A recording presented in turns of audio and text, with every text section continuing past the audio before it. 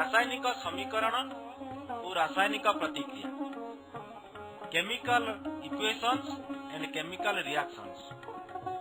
आस पिला माने हमर दैनंदिन जीवन रे घटुथिबा केतोटी घटना विषय रे जानि। गोटे लुहा कंटा को अधिक दिन आर्द्र वायु रे रखिदेले ता उपरे बादामी रंगर एक आस्तरण पड़ जाए। रंधा खाद्य को अधिक समय रखिले ता गंधाए। एही सबु आलोचनारू आमे देखुछु मूल पदार्थर प्रकृति और निजस्व सत्तार किछि हेले परिवर्तन घटुछि।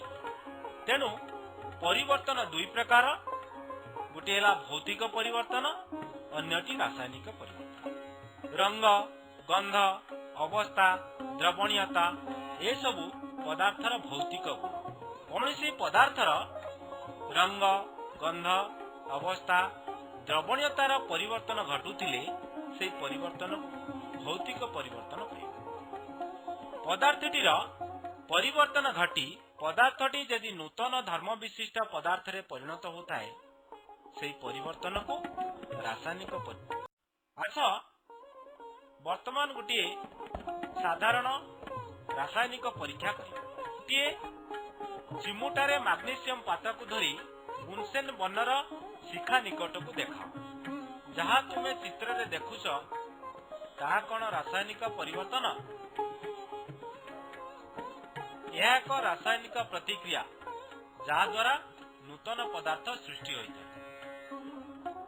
मने पकाओ किपरि एक रासायनिक प्रतिक्रिया सूचित करा जायछि। केउटी रासायनिक प्रतिक्रिया को सूचित कराए? रासायनिक बंधन, रासायनिक परिवर्तन, रासायनिक समीकरण, रासायनिक संकेत। एमानक मध्यरु रासायनिक समीकरण टी ठीक। रासायनिक प्रतिक्रियार संक्षिप्त कथन को रासायनिक समीकरण कहते। एक मैग्नीशियम पात को ऑक्सीजन उपस्थिति रे जालिले ताहा मैग्नीशियम ऑक्साइड रे परिणत हुए। एही प्रतिक्रिया को शब्द समीकरण रे लेखिले समीकरण टी हेबो Mg प्लस O2 उत्पन्न करे MgO। यह क्षेत्र रे मैग्नीशियम और ऑक्सीजन रा रासायनिक परिवर्तन घटे। रासायनिक प्रतिक्रिया रे भाग नेउथिबा रासायनिक पदार्थ गुडी को प्रतिकारक कहा जाय। प्रतिक्रिया फल रे उत्पन्न पदार्थ गुडी को उत्पाद बा प्रोडक्ट कहा जाय। एठारे मैग्नीशियम ऑक्साइड उत्पाद अटे। आसंतु सोपान गुड़िक धीरे धीरे बुझिबा और लिखिबा। मैग्नीशियम पातटी अति उज्जवल शिखा सह जळुछि एवं ताहा धला चूर्ण रे परिणत हो जाउछि। एही धला चूर्ण हेउछि मैग्नीशियम ऑक्साइड। एही कथन को आमे किपरि रासायनिक समीकरण रे परिवर्तन करिबा। रासायनिक समीकरण बुझिबा बेले रासायनिक पदार्थ उपरे गुरुत्व दिया जाए। मैग्नीशियम रा ऑक्सीजन उपस्थिति रे दहन घटी मैग्नीशियम ऑक्साइड उत्पन्न।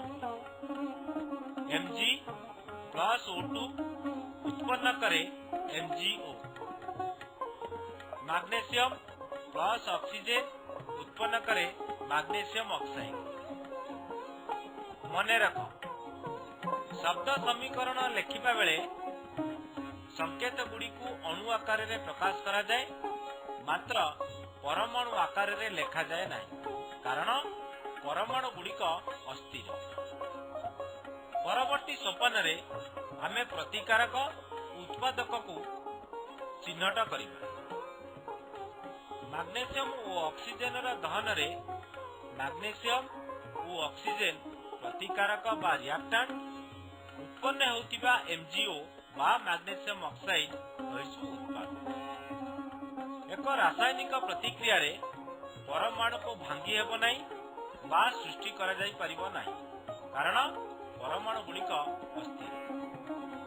प्रतिकारक रे थिबा परमाणु संख्यार संगे ଉତ୍ପାଦରେ ଥିବା ପରମାଣୁ ସଂଖ୍ୟାକୁ ସମତୁଲ କରିବାକୁ ପଡ଼ିବ। ଏହାକୁ ସମତୁଲ ସମୀକରଣ କୁହାଯାଏ। ମାଗ୍ନେସିୟମ ପ୍ଲସ୍ ଅକ୍ସିଜେନ ଉତ୍ପନ୍ନ କରେ ମାଗ୍ନେସିୟମ ଅକ୍ସାଇଡ। ଏ କ୍ଷେତ୍ରରେ ମାଗ୍ନେସିୟମ ଓ ଅକ୍ସିଜେନର ରାସାୟନିକ ପରିବର୍ତ୍ତନ ଘଟୁଛି। ସେଗୁଡ଼ିକ ହେଉଛି ପ୍ରତିକାରକ ବା ରିଆକ୍ଟାଣ୍ଟସ୍ ଏବଂ ମାଗ୍ନେସିୟମ ଅକ୍ସାଇଡ ଯେଉଁ ନୂତନ ପଦାର୍ଥ ରୂପେ ଉତ୍ପନ୍ନ ହେଉଛି ସେଇଟି ହେଉଛି ଉତ୍ପାଦ। ଶବ୍ଦ ସମୀକରଣର ପ୍ରତିକାରକ ଗୁଡ଼ିକ ବାମ ପାର୍ଶ୍ୱରେ ଏବଂ ଉତ୍ପାଦ ଗୁଡ଼ିକ ଦକ୍ଷିଣ ପାର୍ଶ୍ୱରେ ଲେଖାଯାଏ। ପ୍ରତିକାରକ ଓ ଉତ୍ପାଦ ମଧ୍ୟରେ ଏକ ତୀର ଚିହ୍ନ ଦିଆଯାଏ।